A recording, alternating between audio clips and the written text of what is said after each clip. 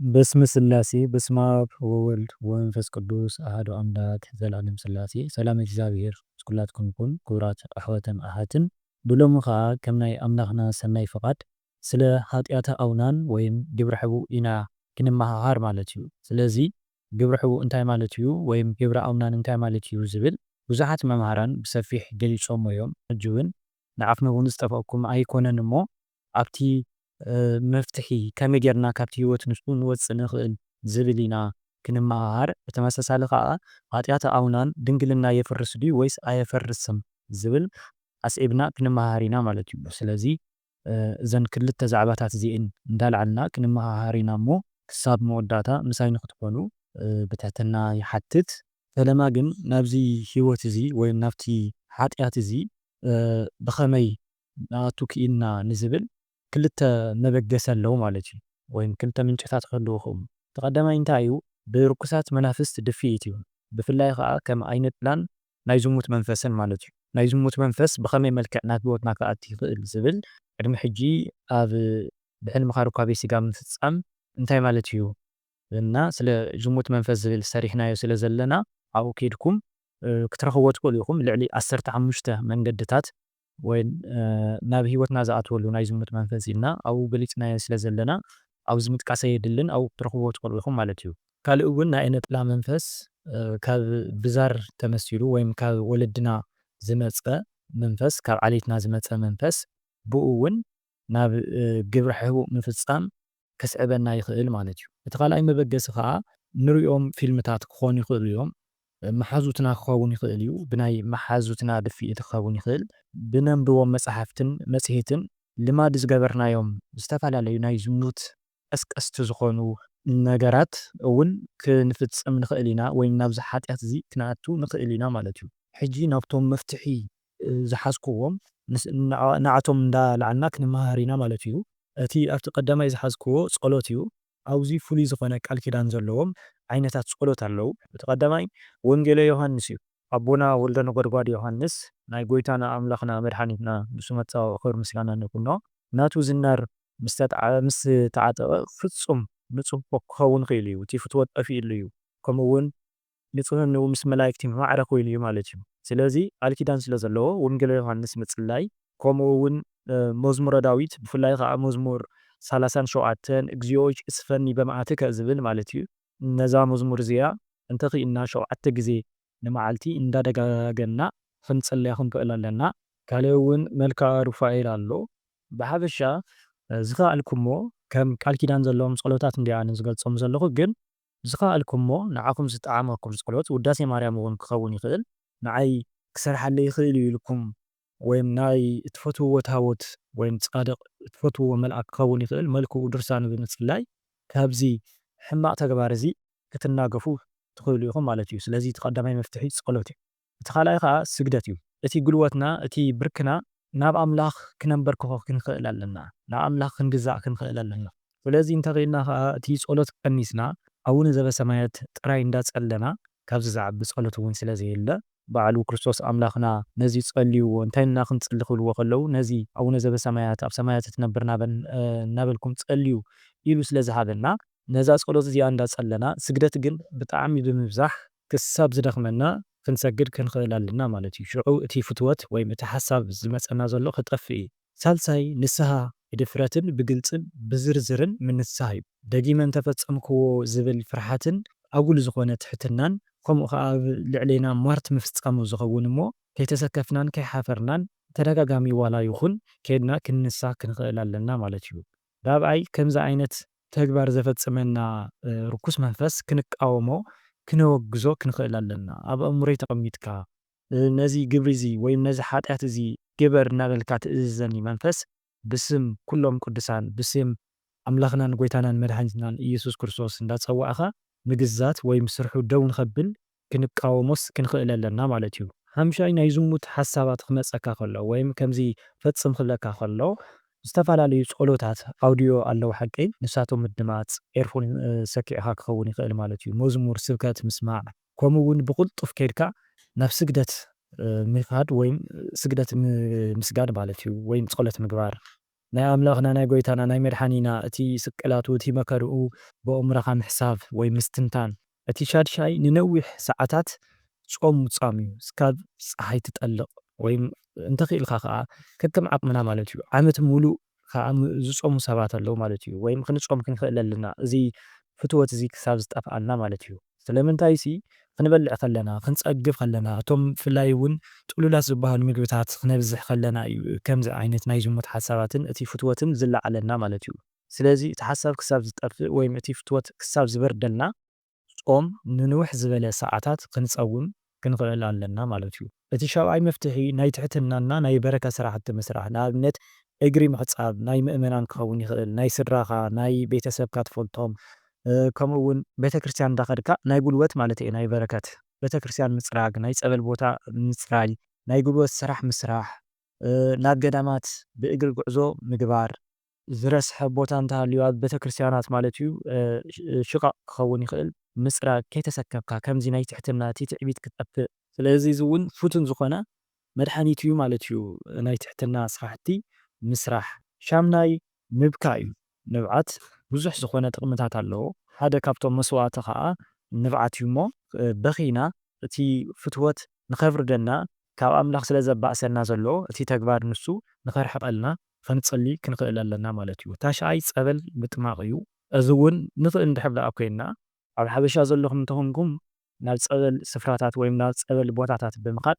ን40 መዓልቲ ሓደ ወዲ ተባዕታይ ጓል ኣንስተይቲ ከዓ ን80 መዓልቲ መታን ሙሉእ ንሙሉእ ከምቲ ናይ ጥምቀት ከንጽህና ማለት እዩ ዘይትኽእሉ እንተኾንኩም ኣብ ወፃኢ ዓድታት እንድሕር ደኣ ሃልይኹም እውን ብእምነት ነቲ ኩሉ ሻብ ጸሎት ተብጽሕሉ ወይም ነቶም ገሊጻልኩም ዘለኹ ጸሎታት ናይ መልክዕ ሩፋኤል ወንጌል ዘዮሃንስ ከምኡ እውን መዝሙረ ዳዊት ብፍላይ መዝሙር 37 ፈለማ ኣባሊ ማይ ብምድላው ንጹህ ዝኾነ ጽሩይ ዝኾነ ማይ ኣዳልዩኩም ነቲ ጸሎት ጸልይኹም ብስም ቅዱስ ሩፋኤል ብስም ኩሎም ቅዱሳን ጸዊዕኹም ትባርኽዎ ነቲ ማይ 3 ግዜ እፍ እፍ ኢልኩም ከም ጸበል ሓስበልኩም እዩ ቀይረልኩም እዩ ማለት እዩ ሽዑ ንሱ ክትሰትይዎን ክትጥመቕዎን ኣለኩም ማለት እዩ ስለዚ ጸበል ምጥማቕን ምስታይን ሓደ ካብቶም መፍትሕታት እዩ ማለት እዩ እቲ ዓሽራይ ከዓ ተኣቅቦ እዩ ማለት ናቲ ተግባር እሱ ንክትፍጸም ዝገብሩካ ዘለዉ ነገራት ንዕኦም ምቁራጽ ወይም ምውጋድ እዩ ማለት እዩ ንኣብነት እቲ ፊልም ድዩ ከምኡ ዝገብረካ ዘሎ ሞባይል ድያ ስለዚ ሞባይል እንድሕር ደኣ ኮይና ክትድቅስ ከለኻ እታ ሞባይልካ ክተርሕቓ ክትኽእል ኣለካ ማለት እዩ ወይም ነቲ ፍትወት ክሳብ ዝበርደልካ ስማርት ዘይኮነት ሞባይል እዘን በተን ድን ዝበሃላ ከመን ዓይነት ሞባይል ክትጥቀም ክትኽእል ኣለካ ማለት እዩ ብሕትኻ ክትኸውን ተለኻ ዳኻ ከምኡ ትፍጽም ዘለኻ ንሰብ ክትሕወስ ክትኽእል ኣለካ ማለት እዩ ስለዚ ብሓፈሻ ናብኡ ዝወስዱኻ ዘለዉ ነገራት እንታይ ምዃኖም ፈሊኻ ብምፍላጥ ካብኦም ክትዕቀብ ክትኽእል ኣለካ ማለት እዩ 11 መቁጠርያ ምጥቃም እዩ ወይም እቲ መቁጠርያ ጌርካ ብፍላይ ኣብቲ ሰለፍካ መብዛሕትኡ ግዜ ናይ ዝሙት መንፈስ ኣይነጥላውን ኣብቲ ሰለፍ ስለ ትቕመጥ ማለት እዩ ክልቲኡ ሰለፍካ ብመቁጠርያ ምህራም ብቅጥቃጥ ከምዚ ተስርሐኒ ዘለኻ ፈጽም ትብለኒ ዘለኻ ናብዚ ተግባር እዚ ተፍቅዐኒ ዘለኻ ርኩስ መንፈስ ስራሕኻ ደው ብል እንዳበልካ ብሽም ቅዱሳን እንዳፀዋዕካ ኣብቲ ርእስኻ እውን ቀስ ኣቢልካ ትንክፍ ትንክፍ ብምባል ኣብቲ ሰለፍካ እውን ከምዚ ዝብለኩም ዘለኹ ብምህራም ስርሑ ደው ንኸብል ነቲ ርኩስ መንፈስ ወይም ነታ ርክስቲ መንፈስ ክንእዝዞም ክንክእል ኣለና ማለት እዩ መቁጠርያ ተጠቒምና ማለት እዩ 12 ናይ ሕብረት ጸሎት እዩ ሓይሊ ስለ ዘለዎ ብዙሓት ናይ ቴሌግራም ናይ ጸሎት ናይ ስግደት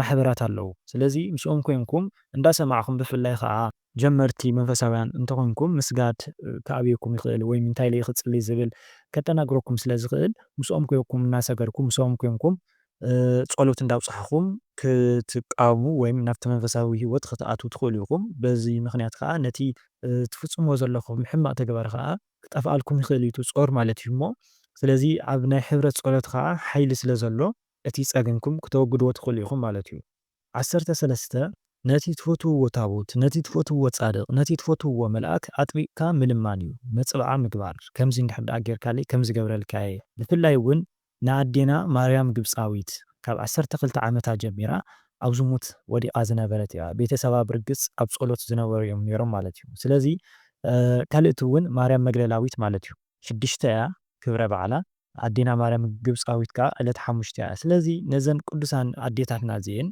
ኣብ ዝሙት ዝነበራ ስለ ዝኾና እቲ ጾር እውን ስለ ዝርድአን እቲ ናትና ጾር እንታይ እዩ ዝብል ስለ ዝፈልጦ ክሕግዛና እየን ማለት እዩ ዕለት ሓሙሽተ ክኸውን ከሎ ማርያም ግብፃዊት እንዳዘከርና ሓደ ግዜ ኣቡነ ዘበሰማያት ክንብል ካብዚ ሂወት እዚ ካብቲ ሓጢኣት እዚ ንክተውፅኣና ክንምሕፀና ክንክእል ኣለና። ዕለት ሽዱሽተ እውን ብተመሳሳሊ ማርያም መግደላዊት እያ። ስለዚ ንዓዓ ከዓ ኣውፅኒ ኣደይ እናበልና መፅባዓ ክንገብር ክንምሕፀና ኣቡነ ዘበሰማያት ሓደ ግዜ ክንብል ከምኡ እውን ሽምዓ ክነብርሃለን ክንክእል ኣለና ማለት እዩ።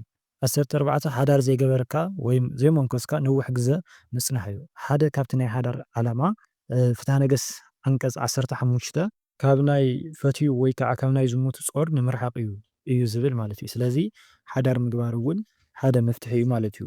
ብተመሳሳሊ ከዓ ቀዳማይ ቆሮንጦስ ምዕራፍ 7 ካብ ፍቅዲ 2 እንተሪእና ይሄይሶ ለብእሲ ቀሪበ አንስ ወከመሰ ይትዘሙ ኩሉ ብእሲ ይንበር በብእሲቱ ወኩላ ብእሲ ትንበር በምታ ሰብኣይ ናብ ሰበይቲ እንተይ ዘይቀረበ ይሓይሽ ግና ካብ ዝሙት ምእንታን ክርሕቕ ነፍሲ ወከፍ ሰብኣይ ናይ ባዕሉ ሰበይቲ ተሃልዎ ነፍሲ ወከፍ ሰበይቲ እውን ናይ ባዕላ ሰብኣይ ይሃልዋ ኢሉ ኣቦና ቅዱስ ጳውሎስ እውን ይመክረና ማለት እዩ።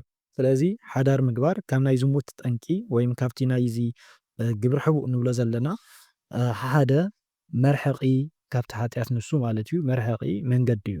15 ተስፋ ብዘይ ምቁራፅ ኣብቲ ፈተና ምፅናዕ ማለት እዩ። በቲ ፈተናስ ምፅናዕ ተጋድሎ ስለ ዝኾነ ትዕግስቲ ጌርካ ምፅማም ማለት እዩ። ዜና ኣበው እንታይ ይብል ተስፋ ምቁራፅ ማለት ሲ እቲ ናተይ ኣበሳስ ናትካ ምሕረት ሲ ይበልፆ እዩ ይሽፍኖ እዩ ኢኻ ትብል ዘለኻ ይብሉ ማለት እዩ። ስለዚ ኣብ እግዚአብሔር ኣምላክ ተስፋ ከይቆረፅና ክሳብ መወዳእታ ክንቃለስ ተስፋ ክንገብር ከም ዘለና ሓደ መዓልቲ ከም ዘውፃና ሙሉእ ንሙሉእ ነዚ ነቲ ርክሰት እዚ ከም ነወግዶን ክንኣምንን ተስፋ ክንሕዝን ኣለና ማለት እዩ። እምበር ስለ ካብ ግብረ ሕቡእ ብኸመይ ክንወፅእ ንኽእል ዝብል እዚ ካበልና እቲ ናይ መወዳእታ ዛዕባና ከዓ ግብረ ሕቡእ ዝፈፀመ ሰብ ድንግል ክበሃል ይከኣል ድዩ ወይም ግብረ ሕቡእ ድንግልና የፍርስ ድዩ ዝብል ኢና ክንርኢ ማለት እዩ። እዚ ሕቶ እዚ ናይ ብዙሓት ሕቶ እዩ። ፍሉይ ፍሉይ ዝኾነ ናይ ግብረ ሰዶም ተግባር ዝፈፀመ ምስ እንስሳ ዝዘመወ ግብረ ሕቡእ ዝፈፀመ ብሓፈሻ ንዝሙት ዘቃልዕ ተግባራት ኩሎም ዝፈፀመ ወይም በዚ ጎደና እዚ ዝተጓዓዘ ሰብ መወዳእታ ዝሓቶ ሕቶ ድንግል ድየ ዝብል እዩ። ግን ስለምንታይ ነዚ ሕቶ ነዚ ዝፈጥር ርኩስ መንፈስ ሰይጣን እዩ። ስለምንታይ ሓደ ሰብ ነዚ ተግባር እዚ ፈፂሙ ድንግል ኢኻ እንድሕር ዳኣ ተባሂሉ ከም ከቢድ ነገር ከም ዘይፈፀመ ድንግል ምዃኑ እንዳሓሰበ ነቲ ተግባር ከም ቀሊል ሓጢኣት ብምርኣይ እንዳፈፀመ ይኸይድ ወይም ይዘናጋዕ ማለት እዩ። ኣይኮንካን ድንግል ኣይኮንካን ድሕሪ ሕጂ ድንግል ኣይክትበሃልን ኢኻ እንድሕር ዳኣ ተባሂሉ እውን እዋ ድሕሪ ሕጂ ደኣ ስለምንታይ ወይም እንታይ ስለ ዘለኒ ኢለ ዝጥንቃቕ ኢሉ ተስፋ ብምቑራፅ ናብ ናይ ዝሙት ሂወት ንክኸይድ ንምግባር እዩ። ስለዚ ከምዚ ዓይነት ሕቶ ዝፈጥረና ዘሎ ፍቅሪ እግዚኣብሔር ካባና ክርሕቕ ከሎን ዓርስና ዝያዳ ክነፍቅር ከለናን እዩ ማለት እዩ። ስለ ዝፈፀምናይ ሓጢኣት ዘይኮነ ስለ በደልና ዘይኮነስ ስለ ናይ ድንግልናና ምጥፋእ ጥራይ ኢና ንጭንቕ ዘለና ማለት እዩ። ከምዚ ዓይነት ኣተሓሳስባ ከዓ ቤተፈት ኣተሓሳስባ ይበሃል። ቤተፈት እትበሃል ሓዳር ጌራ ሰብኣይ ሒዛ እንዳነበረት ከላ ድሕሪ ግዜ ግን ሓዳራ ገዲፋ ዝኸብለለት ሰበይቲ እያ። ሽዑ ነቲ በዓል ገዛ ገዲፋቶ ምስ ከደት ኣብቲ ዝኸደቶ ሃገር ወይም ኣብቲ ዝኸደቶ ዓዲ ፀገም ከጓንፋ ከሎ ከጋጥማ ከሎ ዝረኣያ ዝነበረ ንሳ ነቲ በዓል ገዛ ምብዳላ ዘይኮነሲ ምስቲ በዓል ቤታ ከላ ዝነበራ ምቾት ዝነበራ ክብሪ ጥራይ ዝረኣያ ዝነበረ ማለት እዩ። ስለዚ ልክዕ ከም ኣቦና ዳዊት መዝሙር ለከ ለባህቲተከ ኣበስኩ ወእኩየኒ በቅድሜከ ገበርኩ ንዓኻ ጥራይ በደልኩ ኣብ ቅድሜኻ ከዓ ክፉእ ገበርኩ እናበልና ስለ ሓጢኣትናን ስለቲ ዝበደልናዮ በደል ክንሓስብ ክንክእል ኣለና። ስለዚ ኣብ መወዳእታ ድንግል ድየ ወይስ ኣይኮንኩን ነዚ ተግባር እዚ ፈፂመ ዲያቆን ክኸውን ይኽእል ድየ ወይ ከዓ ብተክሊሲ ክቅበል ክሙርዕ ይኽእል ድየ ወይም ሓዳር ክገብርስ ይኽእል ድየ ንዝብል ባላንስ ዝኾነ 50-50 ዝኾነ እዩ ዘሎ። ግን ብርኩሳት መናፍስት ድፍኢት ዝፈፀምናዮ እንድሕር ዳኣ ኮይኑ ፈቲና ፈቂድና ሓጢኣት ኣይኮነን እዩ እንዳበልና ብትዕቢትን ብትምክሕትን ብድፍረትን ዝፈፀምናዮ እንድሕር ዳኣ ኮይኑ ግን ድንግል ኣይኮንካን ወይ ከዓ ኣይኮንክን። ስለዚ እቲ ፍርዲ ናይ መምህረ ንስሓኹም ወይም ዓበ ነፍስኹም እዩ ዝኸውን እሞ ኮይኑ ግን ከተዛረብዎም ከለኹም ግልፅ ጌርካ ምዝራብ እዩ። ከምዚ ግብረ ሕቡእ ፈፂመ ነይረ ዘይኮነሲ ንኣብነት ሓንቲ ጓል ኣንስተይቲ ብኢዳ እንድሕር ዳኣ ትፍፅም እንተነይራ ብኢደ እየ ዝፍፅም ነይረ ኣርቲፊሻል ዝኾኑ ነገራት እንድሕር ዳኣ ፈፂማ ተጠቒማ ማለት እዩ ኣርቲፊሻል ዝኾኑ ነገራት ብኸምኡ እየ ፈፂመ ኢላ ግልፂ ጌራ ክተረድኦም ኣለዋ ማለት እዩ። ወይ እቲ ወዲ እውን ኣለዎ ደጊመ ዝብለኩም ግን ሓደራኹም ትሕትና ገንዘብ ክበሩ ይግባኣኒ ኣይባሃልን እዩ ኣብ መንፈሳዊ ሂወት ግደፍዎ እሞ ከምዚ ዓይነት ሓጢኣት ፈፂምካ ዘይፈፀምካ እኳስ ትሕትና ገንዘብ ክንገብር ኣለና ክንዳፈር ክንኽእል የብልናን ማለት እዩ። ስለዚ ነቲ ሕቶኹም ተመሊሱልኩም ክኸውን ይኽእል ብርክት ዝበለ ሰብ ውሽጢ መስመር ስለ ዝሓተተኒ እየ ነዚ ትምህርቲ እዚ ንምስራሕ ተገዲደ ዘለኹ ክበርሃልኩም እትደልይዎ ነገር እንተሃልዩ ከዓ ኣብቲ ኮመንት ክትፅሕፉለይ ከምኡ እውን ብውሽጢ መስመር ከዓ ክትፅሕፉለይ ትኽእሉ ኢኹም። ስለ ዝነበረና ሰዓት ኩሉ ናይ እግዚኣብሔር ኣምላኽና ሽሙ ይኽበር ይመስገን። ወስብሐት ለእግዚአብሔር።